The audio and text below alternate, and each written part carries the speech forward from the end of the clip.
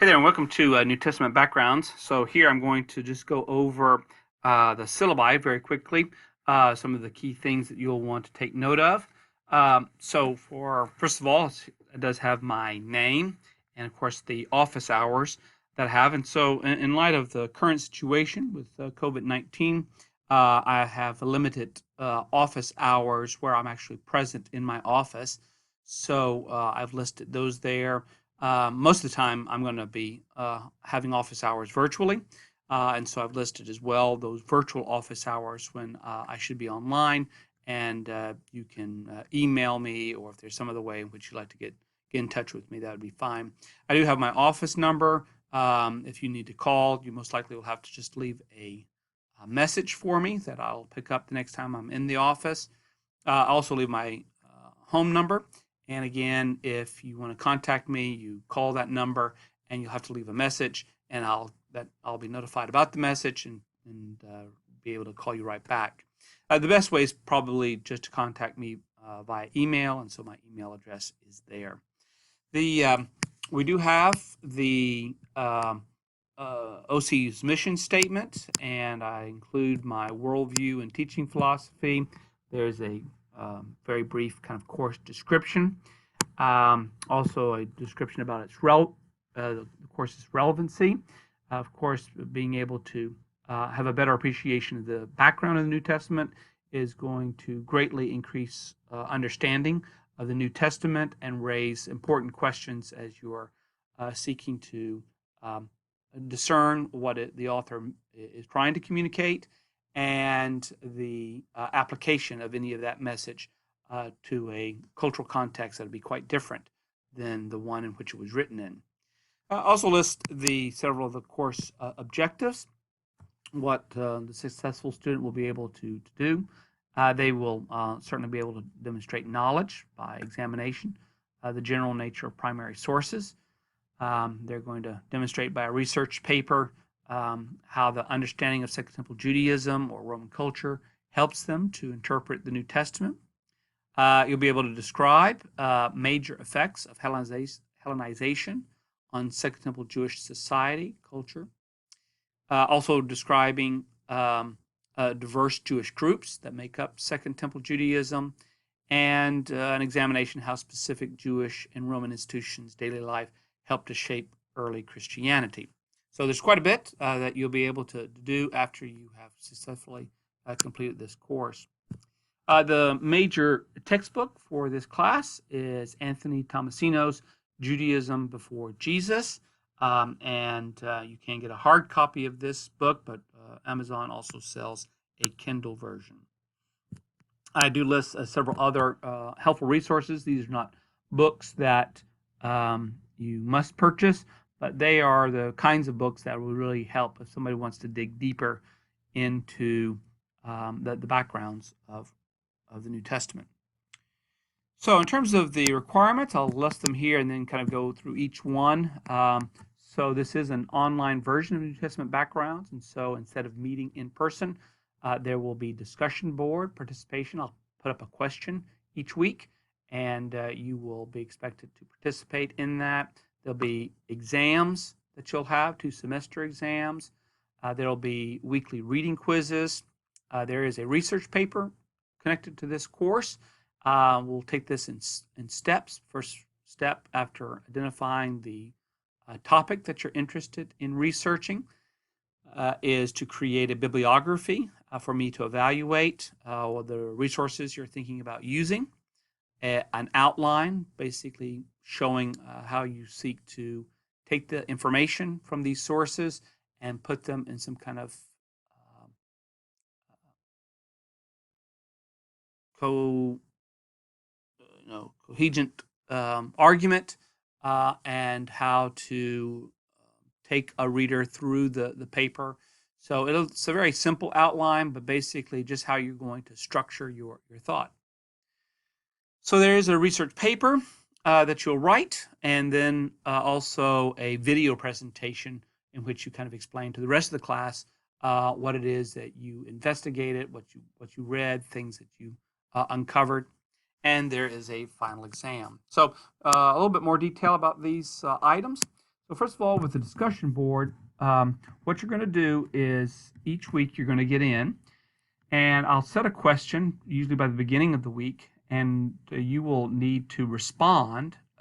You'll post to that by the end of the day on Thursday of each week. And so this gives students an opportunity to see everybody's post before they will reply. So you're also not only will post, but you'll also need to reply to 2 students. And your reply to 2 students' post needs to be done by the end of the day on the Sunday. So by the end of the day on Thursday, you'll put your post, and by the end of the day on Sunday of each week, you'll reply to 2 other students. And you'll want to make a substantive post. And so I will have in Blackboard a document that kind of outlines a substantive post for discussion board participation, and also a rubric so you'll understand how your discussion board participation will be evaluated.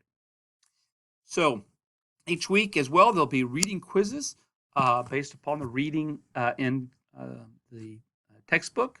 They're primarily objective, multiple choice kinds of questions, true and false. And so you'll just need to complete those. They will be timed, so you want to make sure that you have read before you take the quiz, so that you're not looking at a question and then trying to go through the material, kind of hunting and pecking for the answer. So if you'll read it through first, you'll know where information is when you see the questions. So as I said, there will be a research bibliography, and so you'll want to have several sources for this. What I would say is customary would be that you would have somewhere around 7 sources for this.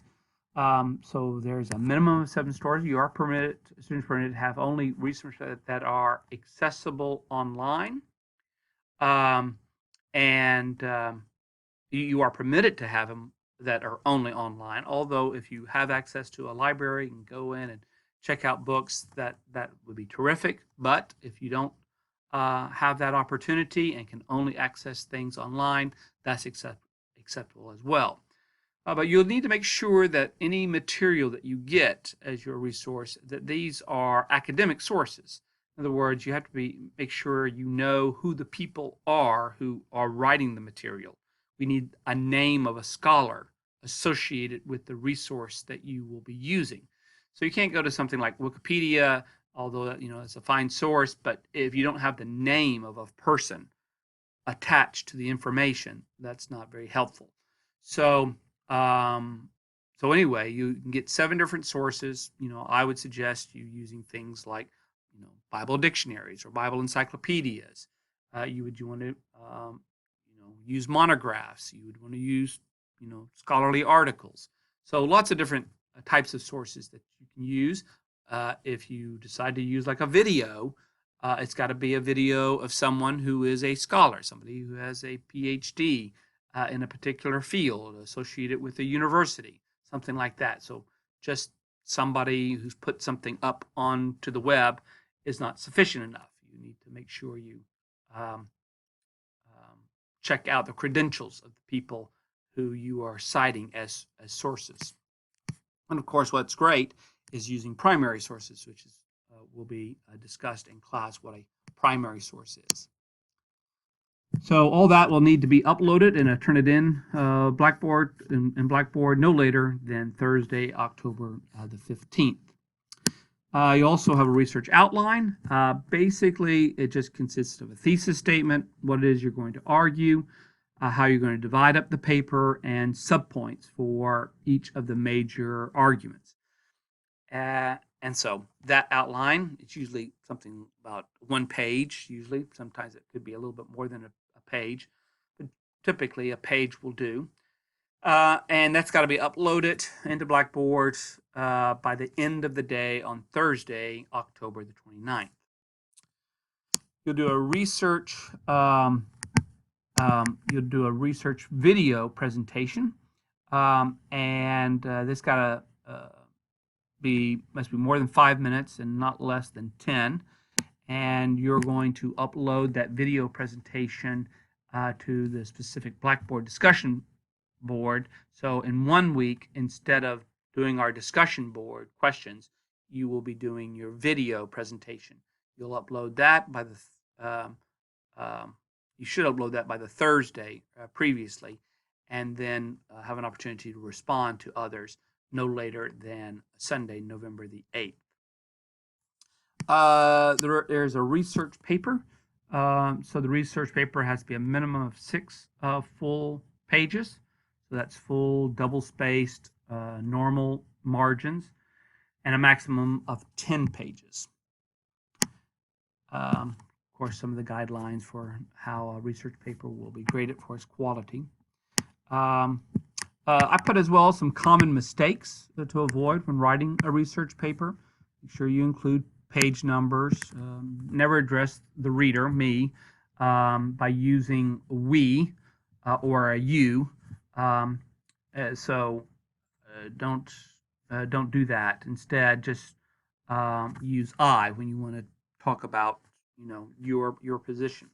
Try to write in shorter paragraphs rather than big giant long paragraphs.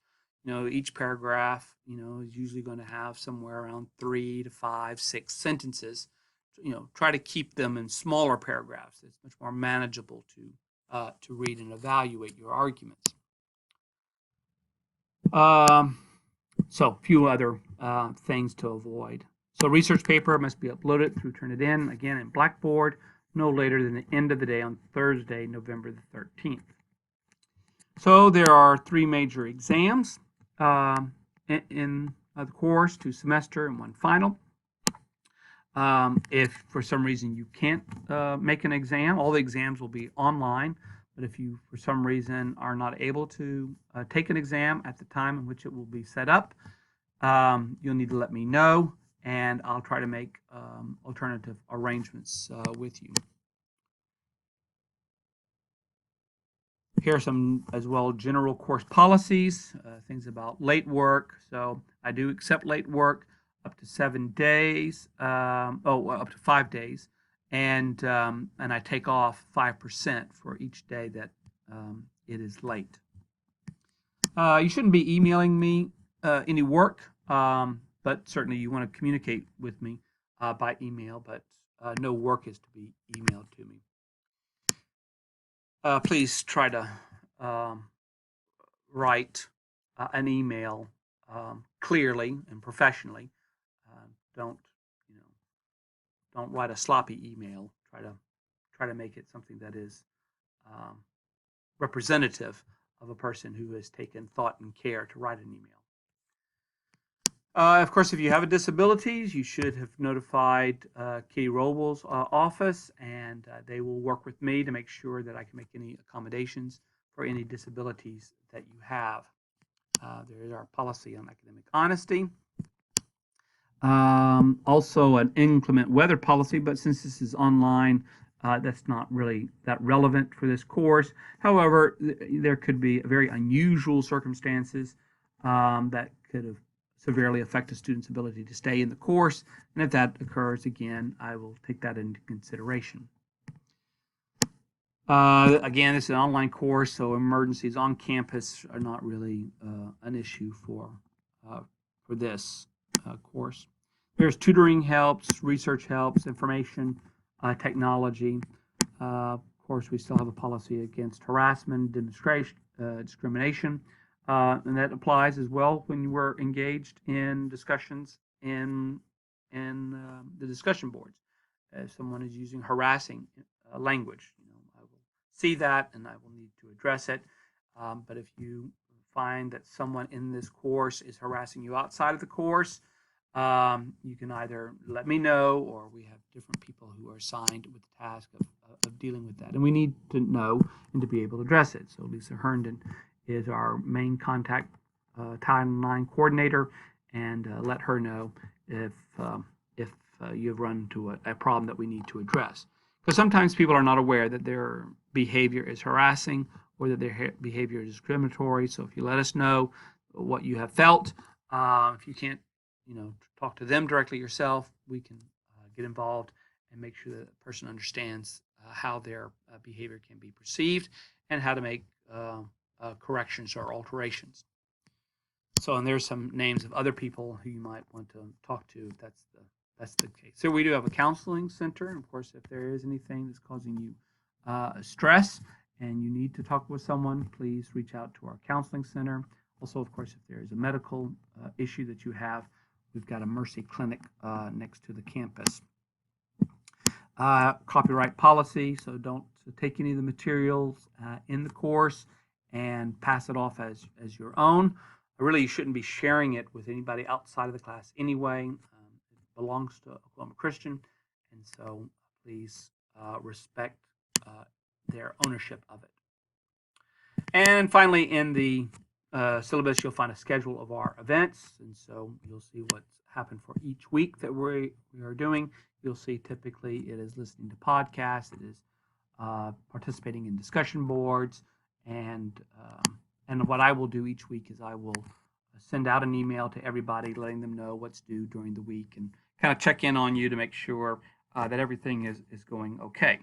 So that is a very brief run through the syllabus. If you have any questions about it and need to contact me, please do so, and I'm glad to raise any kind of questions that you might have. Also, you may know that in Blackboard you will see a discussion board called Q&A, and if you want to ask a question that you think is relevant to the entire student body of the class, put it there, and I'll try to respond in that way. Anyway, this is the course, New Testament Backgrounds.